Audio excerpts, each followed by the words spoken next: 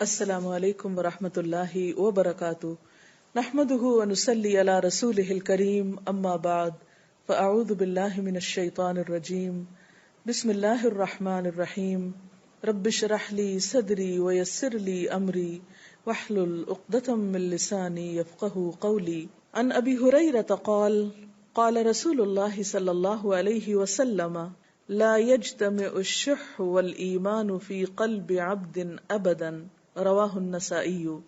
سیدنا ابو ہریرہ رضی اللہ تعالی عنہ سے روایت ہے کہ رسول اللہ صلی اللہ علیہ وسلم نے فرمایا، بخل اور ایمان کبھی کسی انسان کے دل میں جمع نہیں ہو سکتے۔ اسی معنی کی اگلی حدیث ہے، عن جابر بن عبد اللہ ان رسول اللہ صلی اللہ علیہ وسلم قال واتقوا الشح فإن الشح أهلك من كان قبلكم حملهم على أن سفكوا دماءهم واستحلوا محارمهم رواہ مسلم۔ سیدنا جابر بن عبداللہ رضی اللہ تعالی عنہ سے روایت ہے کہ رسول اللہ صلی اللہ علیہ وسلم نے فرمایا، بخل سے بچو، اس لیے کہ بخل نے ہی ان لوگوں کو ہلاک کیا جو تم سے پہلے تھے۔ اس بخل نے انہیں اپنوں کا خون بہانے پر اور حرام چیزوں کو حلال سمجھنے پر آمادہ کیا۔ ان احادیث سے ہمیں پتہ چلتا ہے کہ بندہ مومن کو جس چیز سے بچنا چاہیے وہ شح ہے۔ پچھلی احادیث میں ہمیں ان صفات کا پتہ چلا کہ جو ایک صاحب ایمان کو خوبصورت بناتی ہیں، اور اب اس بات کی طرف اشارہ کیا جا رہا ہے جو انسان کو واقعی عیبدار کر دیتی ہے، اور وہ ہے شح۔ شح کا لفظ عربی زبان کا لفظ ہے، عام طور پر اس کا ترجمہ بخل کیا جاتا ہے، لیکن یہ ترجمہ اس کا حق ادا نہیں کرتا۔ شح میں بخل اور حرص دونوں چیزیں آتی ہیں۔ جب بخل اور حرص دونوں اکٹھی ہو جاتی ہیں، یعنی یہ دونوں صفات جمع ہو جاتی ہیں، تو اسے شح کہا جاتا ہے۔ یعنی دوسرے لفظوں میں آپ کہہ سکتے ہیں کہ شدت حرص، ایسی حرص جو انسان کے دل کی تنگی کا سبب بنتی ہے، جس میں ہر وقت انسان مال و دولت سمیٹنے، فائدے اکٹھے کرنے کی طرف تو متوجہ رہتا ہے، اپنے بارے میں تو خوب سوچتا ہے، لیکن دوسروں کے حقوق بھول جاتا ہے۔ وہ لینے والا تو ہوتا ہے مگر دینا اس کو یاد نہیں رہتا۔ تو یہاں پر ہمیں یہ بتایا جا رہا ہے کہ شح یعنی دل کی یہ تنگی اور ایمان ایک دل میں جمع نہیں ہوتے۔ یعنی جو صاحب ایمان ہے اس کے لیے لازم ہے کہ اس کا دل وسیع ہو، اس کے دل کے اندر سب کے لیے خیر ہو، سب کے لیے بھلائی ہو، وہ محبت سے لبریز ہو، وہ سراپا محبت ہو، وہ سراپا خیر خواہی کا پتلا ہو۔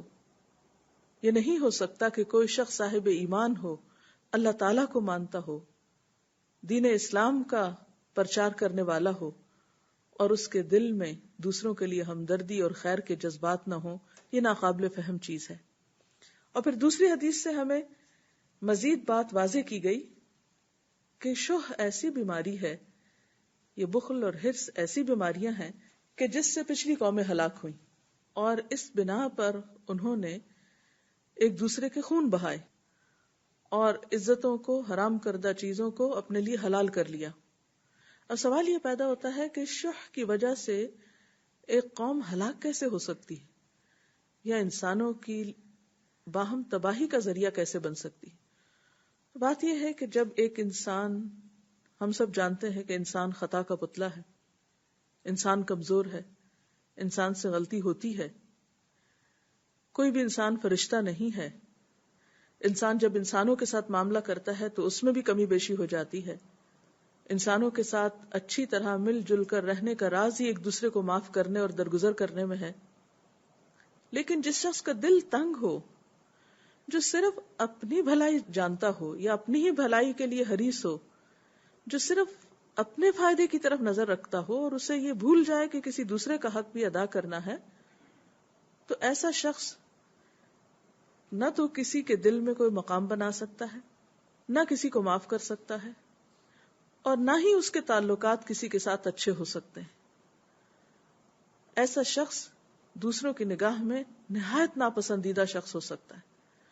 اور بعض اوقات جب یہ صفات اپنی انتہا کو پہنچتی ہیں تو انسان کے لیے واقعی پھر قتل و غارت کا بھی ذریعہ بنتی ہیں.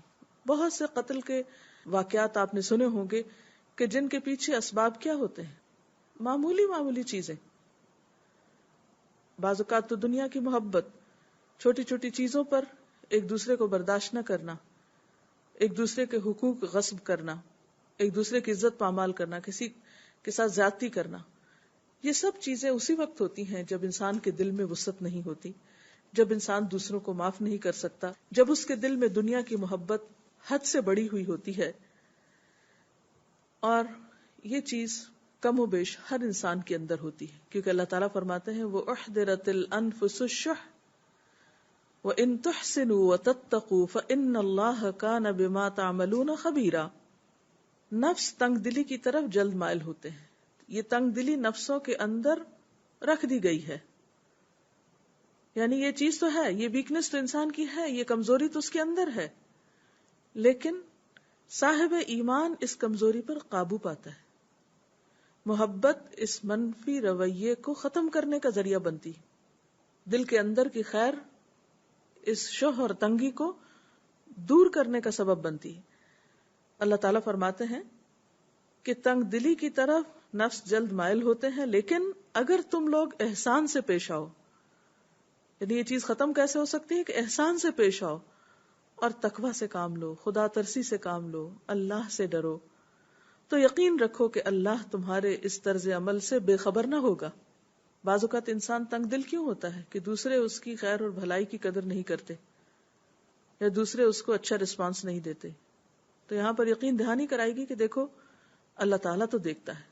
اگر کوئی بندہ تمہاری خیر کا معترف نہیں بھی ہوتا تو جس کے لیے تم دوسرے کے ساتھ بھلائی کر رہے ہو وہ تو بہرحال تمہیں دیکھتا ہے. اسی طرح سورۃ التغابن میں اللہ تعالیٰ فرماتے ہیں فاتقوا اللہ ما استطعتم، اللہ سے ڈرو جتنی تم میں استطاعت ہے، واسمعوا واطیعوا، اور سنو اور اطاعت کرو، وانفقوا، اور خرچ کرو، خیر لانفسکم، یہ تمہارے لیے زیادہ اچھا ہے. یعنی اللہ کی راہ میں مال خرچ کرنا انسان کے دل کی وسعت کا سبب بنتا ہے، اور خاص طور پر ایسے لوگوں پر خرچ کرنا جو آپ کے ساتھ اچھا سلوک نہ کرتے ہوں. آپ صلی اللہ علیہ وسلم نے اس صدقے کو بہترین صدقہ قرار دیا ہے جو ایسے رشتہ دار پر ہو کہ جو کسی خیر کو ماننے والا نہ ہو، جو تنگ دل ہو، جو سب کچھ لینے کے بعد بھی شکریہ نہ ادا کرے، اس کا معترف ہی نہ ہو، یعنی کسی طرح بھی وہ اس خیر کی قدردانی کرنے والا نہ ہو. تو پھر فرمایا کہ وَأَنفِقُوا خَيْرًا لِأَنفُسِكُمْ، خرچ کرو یہ تمہارے نفسوں کے لیے زیادہ اچھا ہے. وَمَن يُوقَ شُحَّ نَفْسِهِ فَأُولَئِكَ هُمُ الْمُفْلِحُونَ، اور جو لوگ دل کی تنگی سے بچا لیے گئے وہی دراصل فلاح پانے والے. تو گویا اس دل کی تنگی سے نجات حاصل کرنا بے حد ضروری ہے کامیابی کے لیے. اب دیکھیں کہ اللہ تعالیٰ جب جنت کی صفات بیان کرتے ہیں تو اس میں ایک خاص چیز اس کی وسعت ہے. قرآن پاک میں آتا ہے عرضها السماوات والارض، کہ جنت اتنی وسیع ہے کہ جیسے آسمان و زمین کی وسعت کے برابر یا اس سے بھی بڑھ کر. تو اتنی وسیع جنت کے مالک تنگ دل لوگ کیسے ہو سکتے ہیں، یا وہ وہاں کیسے جا سکتے ہیں؟ جنت کے اہل تو وہی ہو سکتے ہیں جن کے دل وسیع ہو، جن کے اندر کا ظرف وسیع ہو، وہ گھٹے ہوئے دل کے نہ ہو، وہ تنگ خیالی اور تنگ نظری کا شکار نہ ہو، وہ تنگ دلی کا شکار نہ ہو، بلکہ ان کے دلوں میں دوسروں کو معاف کرنے کا، درگزر کرنے کا جذبہ ہو. وہ دوسروں کو اپنی ذات پر ترجیح دے سکے، جو خود تکلیف اٹھا کر دوسروں کو آرام فراہم کر سکے، جو اپنی ضروریات کاٹ کر دوسروں کا پیٹ پال سکے. جیسے کہ سورۃ الحشر میں آتا ہے وَيُؤْثِرُونَ عَلَىٰ أَنفُسِهِمْ وَلَوْ كَانَ بِهِمْ خَصَاصَةٌ، وہ دوسروں کو خود پر ترجیح دیتے ہیں خواہ خود بھوکے ہی کیوں نہ ہوں.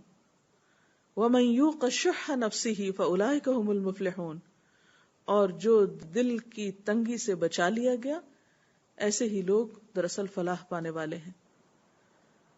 اس آیت کے ضمن میں ایک واقعہ بھی آتا ہے کہ آپ صلی اللہ علیہ وسلم کے پاس ایک مرتبہ ایک مہمان آیا، تو آپ نے اپنے قریبی لوگوں سے پوچھا کہ کون اس مہمان کو اپنے گھر لے جا سکتا ہے.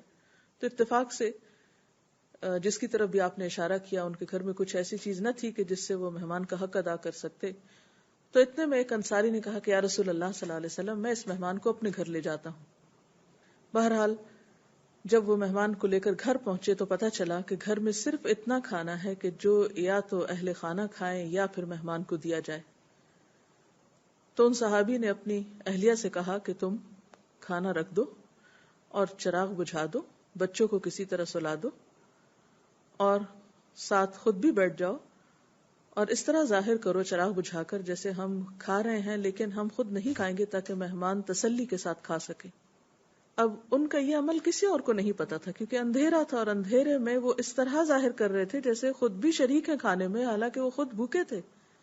جس یہاں پر آتا ہے کہ وَيُؤْثِرُونَ عَلَىٰ أَنفُسِهِمْ وَلَوْ كَانَ بِهِمْ خَصَاصَةٌ، کہ وہ دوسروں کو خود پر ترجیح دیتے ہیں خواہ خود بھوکے ہی کیوں نہ. یعنی ایک صورت تو یہ ہو سکتی ہے کہ آپ کے پاس ہے اتنا کہ آپ خود بھی کھا لیں اور دوسرے کو کھلا دیں، یہ بھی بہت اچھی بات ہے، لیکن ایسی اعلیٰ صفت کہ خود بھوکے رہیں اور پھر دوسرے کو کھلائیں، یہ واقعی بہت بڑے دل کی بات ہے. بہرحال ان کی تعریف میں پھر یہ آیت نازل ہوئی، اور اللہ کے رسول صلی اللہ علیہ وسلم نے ان کی برکت کے لیے اور ان کی خیر و بھلائی کے لیے بہت دعا فرمائی، کیونکہ اللہ تعالیٰ کی نظر سے کوئی بھی عمل انسان کا چھپا ہوا نہیں ہے. انسان بعض اوقات خاموشی کے ساتھ اندھیرے میں چھپ کر بھی ایک نیکی کرتا ہے اور کوئی انسان اس کو دیکھنے والا نہیں ہوتا، لیکن اللہ تعالیٰ کی نظر میں ہوتا ہے وہ سب کچھ، اور وہ بہترین جزا دینے والا ہے ایسے تمام بہترین اخلاقیات پر. بہرحال اللہ کا خوف ہی ایک ایسی چیز ہے جو انسانوں کے اندر بہترین اخلاق پیدا کرنے کا سبب ہے. یعنی دوسرے لفظوں میں آپ یوں کہیے کہ تقوی ہی ایسے اخلاق کو جنم دے سکتا ہے. ایک اور روایت میں بھی آتا ہے کہ آپ صلی اللہ علیہ وسلم ایک دفعہ اپنے صحابہ کرام کے ساتھ تشریف فرما تھے کہ اتنے میں آپ نے فرمایا کہ کیا میں تمہیں نہ بتاؤں، کیا میں تم کو دکھاؤں ایک ایسا شخص جو اہل جنت میں سے ہے. تو صحابہ کرام نے دیکھا کہ ایک صاحب آ رہے ہیں، تو وہ سب بہت حیران ہوئے کہ ان کے اندر آخر کیا ایسی خوبی ہے کہ انہیں اہل جنت میں سے بتایا جا رہا ہے. دوسرے دن آپ صلی اللہ علیہ وسلم بیٹھے ہوئے تھے تو آپ نے پھر فرمایا کہ کیا میں تمہیں جنت والوں میں سے ایک شخص دکھاؤں، تو لوگوں نے دیکھا کہ وہی صاحب ہیں. تیسرے دن بھی ایسا ہی ہوا. تو عبداللہ بن عمر کے دل میں رضی اللہ تعالیٰ عنہ بہت یہ تجسس پیدا ہوا کہ میں جا کر یہ معلوم کروں کہ ان کا کیا ایسا عمل ہے کہ جس کی وجہ سے آپ صلی اللہ علیہ وسلم ان کی تعریف کرتے ہیں اور انہیں اہل جنت میں سے بتاتے ہیں. بہرحال وہ ان کے ساتھ ہو لیا اور کسی بہانے سے ان کے ساتھ دن رات گزارنے کا طریقہ ڈھونڈا.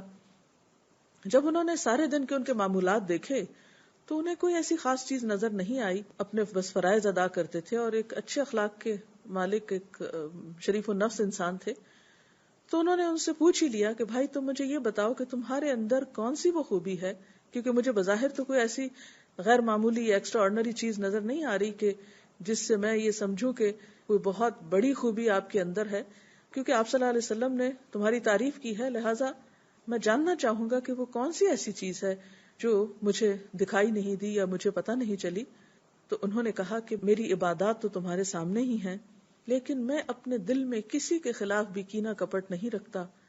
میرے ساتھ اگر کوئی بھی زیادتی کر جاتا ہے تو میں اس کو معاف کر دیتا ہوں. تو بات یہ ہے کہ کسی کو معاف کرنا بھی بڑے دل کی بات ہے، اور دل کی تنگی والا شخص دوسروں کے قصور کو کبھی بھی معاف کر نہیں سکتا. اسی لیے آپ صلی اللہ علیہ وسلم نے فرمایا، جب آپ سے پوچھا گیا کہ لوگوں میں سب سے افضل کون ہے، تو آپ نے فرمایا ہر مخموم القلب، سچی زبان والا. لوگوں نے عرض کیا کہ سچی زبان والے کو تو ہم جانتے ہیں، لیکن یہ مخموم القلب کیا چیز ہے؟ آپ نے فرمایا پرہیزگار، صاف ستھرا، جس میں گناہ نہ ہو، نہ ظلم ہو اور نہ کینہ کپٹ ہو. یعنی جس کا دل صاف ہو، جس کا دل اچھا ہو. یعنی ایک طرف اس کے دل میں خدا کا خوف بھی ہو اور دوسری طرف لوگوں کے لیے اچھے جذبات ہوں. یعنی جہاں ایک طرف لوگوں سے محبت کرنا ایک بہت بڑی خوبی ہے، ایمان کا حصہ ہے، وہاں دوسری طرف اپنے دل کو لوگوں کی نفرت سے، لوگوں کے بارے میں برے جذبات سے محفوظ رکھنا یا اگر کچھ چیزیں ایسی دوسروں کے رویوں کی وجہ سے دل میں پیدا ہو جائیں تو ان کو مسلسل نکالتے رہنا، صفائی کرتے رہنا، یہی وہ کیفیت ہے کہ جسے ہم کہہ سکتے ہیں کہ وہ دل شح سے خالی ہے اور وہ انسان شح سے بچا لیا گیا ہے. اور جب کسی قوم کے اندر یہ اخلاق پیدا ہوتا ہے تو ہی قومیں آگے بڑھتی ہیں. اور اگر قوموں کے افراد ایک دوسرے کو معاف نہ کرنے والے اور دل تنگ رکھنے والے ہوں تو ایسے میں انسان خیر اور بھلائی کے کاموں میں آگے نہیں بڑھ سکتا. اس سلسلے میں اگر آپ کے ذہن میں کوئی چیز ہو تو آپ مزید اس میں اضافہ کر سکتے ہیں. جی، ابھی جیسا کہ آپ نے قرآن پاک کی آیت کا حوالہ دیا کہ شح کا جو خاتمہ ہے وہ احسان سے ہو سکتا ہے، تو احسان میں کیا کچھ داخل ہے، کیا کچھ آتا ہے احسان میں؟ بنیادی طور پر تو دل کی تنگی کا علاج ہے ہی احسان. مثلا اگر آپ کے ساتھ کسی نے زیادتی کی ہے یا آپ کو آپ کے حق سے محروم کیا ہے تو اس کا نتیجہ کیا ہوگا، اس کا ریاکشن کیا ہوگا؟ آپ کا بھی جی چاہے گا کہ آپ بھی اس کے ساتھ ایسا ہی کریں. اور خاص طور پر شیطان پھر دل میں یہی وسوسہ ڈالتا ہے کہ تم کب تک بھلائی کیے جاؤ گے، دوسرا شخص بھی تو تمہارے ساتھ اچھا نہیں کرتا. تو ایسے میں اگر آپ جوابی طور پر اس شخص کے ساتھ اچھا نہ کریں تو آپ پر ملامت نہیں بھی، لیکن ایمان کا تقاضا یہ ہے کہ آپ برائی کے بدلے میں بھلائی کرنا جانتے ہوں. قرآن پاک میں بھی اللہ تعالیٰ فرماتے ہیں ادفع باللتی ہی احسن فاذا الذی بینک وبینہ عداوۃ کأنہ ولی حمیم، کہ تم برائی کو بھلائی سے دور کرو، برائی کے جواب میں بھلائی کرو، تو وہ شخص کہ تمہارے اور اس کے درمیان کوئی عداوت ہے، دشمنی ہے، تو وہ ایسے ہو جائے گا گویا دلی دوست ہو، یعنی تم اس کا دل جیت جاؤ گے. اب آپ دیکھیے کہ یہ کیسے ہو سکتا ہے. برائی کے بدلے میں بھلائی کرنا یہ وہی شخص کر سکتا ہے جو دوسروں پر احسان کرنا جانتا ہو. اور احسان کی تعریف حدیث جبریل میں یوں کی گئی ہے کہ ان تعبد اللہ کأنک تراہ فإن لم تکن تراہ فإنہ یراک، کہ تم اللہ کی عبادت ایسے کرو کہ گویا تم اللہ تعالیٰ کو سامنے دیکھ رہے ہو. یعنی دیکھنے سے جو کیفیت تمہارے دل میں ہو سکتی ہے وہ کیفیت دل میں ہو، اور اگر یہ نہیں تو یہ تو یاد رکھو کہ اللہ تمہیں دیکھتا ہے. تو جو شخص اللہ تعالیٰ کی معرفت رکھتا ہے، اللہ تعالیٰ کے وجود کو محسوس کرتا ہے اور اس کا یقین ہے کہ میری اس بھلائی کا صلہ دینے والا کوئی ہے جو عالم الغیب والشہادہ ہے، جو ظاہر و باطن ہر چیز کا دیکھنے والا ہے، جو ذرے برابر نیکی کو بھی ضائع نہیں کرتا، تو پھر انسان انسانوں کے صلے سے بالا ہو کر دوسرے کے ساتھ بھلائی کر سکتا ہے. اور یہی دراصل احسان ہے کہ کوئی بھلائی نہ بھی کرے تو آپ بھلائی کرنے والے ہوں. اور اس کے بغیر دلوں کی تنگی ختم نہیں ہو سکتی. اگر دوسرا شخص آپ کے ساتھ زیادتی کر رہا ہے اور آپ بھی جواب میں ویسا ہی کر رہے ہیں تو اس سے تعلقات میں مزید خرابی ہی ہو سکتی ہے، بہتری نہیں ہو سکتی. لہذا خوشحالی اور خوشگوار تعلقات کا جو راز ہے وہ دوسروں کو معاف کرنے میں ہے. جیسے کہ آپ صلی اللہ علیہ وسلم نے فرمایا مجھے 9 باتوں کا حکم دیا گیا اور ان میں سے کیا ہے کہ جو مجھ سے کٹے میں اس سے جڑوں، جو مجھے محروم کرے میں اس کو دوں، جو مجھ سے زیادتی کرے میں اس کو معاف کر دوں. تو یہی چیز دراصل احسان ہے کہ دوسرے کے رویے سے اوپر اٹھ کر دوسرے کے برائی کے مقابلے میں جواباً خوبصورت رویہ اختیار کرنا. جی آپ کچھ کہیں. رسول اللہ صلی اللہ علیہ وسلم کی ان باتوں میں جو سب سے خوبصورت بات مجھے جو محسوس ہو رہی ہے وہ انسائیڈ آؤٹ اپروچ ہے کہ اندر کی خوبصورتی، اندر کی کا انسان اگر خوبصورت ہوگا تو نو ونڈر کہ اس کے ارد گرد بھی چیزیں خوبصورت ہو جائیں گی. اور یہاں پر جو دل کی بات کی گئی ہے، جیسے ہم نے پہلی حدیث میں پڑھا تھا کہ اللہ تعالیٰ ہمارے دل دیکھتا ہے، تو دل اگر تنگ ہوگا تو اللہ تعالیٰ اس کی طرف نہیں دیکھے گا. اور اگر دل کے اندر لوگوں کی نفرت، بغض یا کینہ ہوگا تو اس دل کی طرف بھی اللہ تعالیٰ نہیں دیکھے گا. اور مجھے یہ چیز اس لحاظ سے بھی بڑی کریجیس لگ رہی تھی کہ دوسروں کو معاف کر دینا ایک بڑی بہادری کا کام ہے، اور یہ ہر شخص نہیں کر سکتا ہے. یہ وہی شخص کر سکتا ہے جس کے اندر بہت بہادری، عزم اور ہمت ہو. اور پھر یقیناً ایسے ہی لوگ جو ہیں وہ غرباء میں بھی شامل ہو سکتے ہیں، کہ جیسے کہ ہم نے اس حدیث میں پڑھا تھا کہ کچھ لوگ ہوں گے جو کہ بالکل ایک مختلف رویہ اختیار کریں گے. اور اس میں ایک بات اور جو مجھے بہت انسپائرنگ لگ رہی تھی کہ ہم دوسروں کو ٹھیک کرنا چاہتے ہیں، ہم چاہتے ہیں ہمارے جو ارد گرد لوگ ہیں وہ ٹھیک ہو جائیں، لیکن رسول اللہ صلی اللہ علیہ وسلم کی ان باتوں سے لگتا ہے کہ ہمیں اپنا آپ ٹھیک کرنا ہے، اپنا اندر سے ٹھیک کرنا ہے. جب ہم خود ٹھیک ہوں گے تو ہمارا ارد گرد آلریڈی ٹھیک ہی ہو جائے گا. تو اس بارے میں ذرا سا آپ مجھے. جی ہاں، آپ نے بالکل درست فرمایا کہ اصل میں ہمارے اندر کی خوبصورتی ہمارے ماحول میں ریفلیکٹ کرتی ہے. یعنی جیسی ریز ہمارے اندر سے اٹھتی ہیں یا جن نگاہوں سے ہم دوسروں کو دیکھتے ہیں، جس انداز سے ہم دوسرے کے ساتھ معاملہ کرتے ہیں، تو جوابی ری ایکشن بھی ویسا ہی ہوتا ہے. اور اگر ہم خود کو نہیں بدل سکتے تو ہم دوسروں سے کیسے توقع رکھ سکتے ہیں کہ وہ بہتر ہو کر ہمارے ساتھ اچھا سلوک کریں. تو بہرحال بنیادی طور پر جیسے کہ آپ نے فرمایا وہ بات یہی ہے کہ اللہ تعالی ہماری صرف ظاہری اعمال کو نہیں دیکھتا، وہ ہمارے دلوں کو دیکھتا ہے اور ہماری نیتوں اور ارادوں کو دیکھتا ہے. اور دلوں کی خوبصورتی اسی میں ہے کہ اس میں انسانوں کے لیے نفرت کی بجائے محبت کے جذبات ہوں، اس کے لیے بھی جو ہم سے محبت کرے اور اس کے لیے بھی جو ہم سے اچھا نہ کرے. کیونکہ آپ صلی اللہ علیہ وسلم کے اپنے طرز عمل سے ہمیں یہی پتہ چلتا ہے کہ وہ عورت جو آپ پر کوڑا پھینکتی تھی جب بیمار ہوئی تو آپ اس کی عادت کرنے تشریف لے گئے. کوئی بھی ایسا شخص جس نے آپ کے ساتھ زیادتی کی آپ نے اس کو معاف فرما دیا.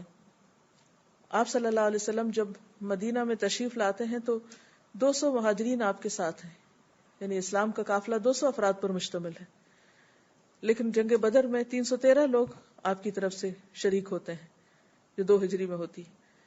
پھر اس کے بعد ہم دیکھتے ہیں کہ جب آپ عمرہ کرنے کے لیے تشریف لے جاتے ہیں تو صرف 1400 کا قافلہ آپ کے ساتھ ہوتا ہے. 2 سال کے بعد جب مکہ فتح ہوتا ہے تو 10,000 لوگ آپ کے ساتھ ہوتے ہیں. آئندہ 2 سالوں کے اندر جب حجۃ الوداع ہوتا ہے تو 1,40,000 لوگ آپ کے ساتھ ہوتے ہیں. یہ اتنی کثرت کے ساتھ لوگوں کا آپ کے گرد جمع ہو جانا اور آپ کی محبت میں کھینچے چلے آنا، یہ سب کچھ کیسا ہوا؟ اور اس زمین پر جہاں آپ کو قتل کرنے کے منصوبے بنائے جا رہے تھے، آپ کو اپنی وطن سے نکال دیا گیا تھا، آپ پر ہر طرح کی سختیاں کی گئی، سوشل بائیکاٹ کیا گیا آپ کے ساتھ، اتنی زیادتیاں کہ تاریخ میں شاید ہی کسی اور انسان کے ساتھ اتنی زیادتیاں کی گئی ہوں، لیکن ان سب کو آپ نے یک طرفہ طور پر معاف کیا اور احسان کا رویہ اختیار کیا، جس کے نتیجے میں آپ کا مشن دنیا کے کونے کونے میں پھیل گیا. آج بھی مسلمانوں کو اپنے اندر ایسے ہی اخلاق کی ضرورت ہے کہ وہ زیادتیاں کرنے والوں کے جواب میں بھی صبر اور تحمل سے کام لیں، محبت کا سلوک کریں، احسان کا برتاؤ کریں، دلوں کو وسعت دیں. تو آپ دیکھیں گے کہ زمین پر قتل و غارت کی بجائے پھر امن و امان ہوگا، جیسے کہ نبی صلی اللہ علیہ وسلم کے بعد کے ادوار میں ہوا کہ آپ نے فرمایا کہ ایک وقت آئے گا کہ تنہا ایک عورت مکہ پہنچے گی اور سارے ریچولز ادا کرے گی اور اس زمین پر اس کو اللہ کے سوا کسی کا خوف نہ ہوگا. اور ایک صحابی کہتے ہیں کہ میں نے اپنی نگاہوں سے دیکھا کہ واقعی زمین پر اتنا امن ہو چکا تھا. اور یہ آپ کے بعد کی بات ہے کہ وہ جگہ جہاں پر کسی کی عزت محفوظ نہ تھی، ہر طرف چوری ڈاکہ اور قتل و غارت کا بازار گرم تھا، وہاں ہر طرف امن ہی امن ہو گیا. یہ سب کچھ کس کے طفیل ہوا؟ آپ صلی اللہ علیہ وسلم کے اخلاق اور آپ کی تعلیمات کے عوض اس کی وجہ سے. تو آج ہم مسلمانوں کو اپنے اندر ایسے ہی اخلاق پیدا کرنے کی ضرورت ہے، اور دلوں کی تنگی سے نجات پانے کے لیے بے حد ضروری ہے کہ ہم یک طرفہ طور پر دوسروں کو معاف کرنے والے ہوں، دوسروں کی زیادتی کے مقابلے میں دوسروں کے ساتھ احسان کرنے والے ہوں، درگزر کرنے والے ہوں. اللہ تعالی ہم سب کو بہترین اخلاق سے نوازے. اس کے ساتھ ہی ہم آپ سے اجازت چاہتے ہیں. السلام علیکم ورحمۃ اللہ وبرکاتہ.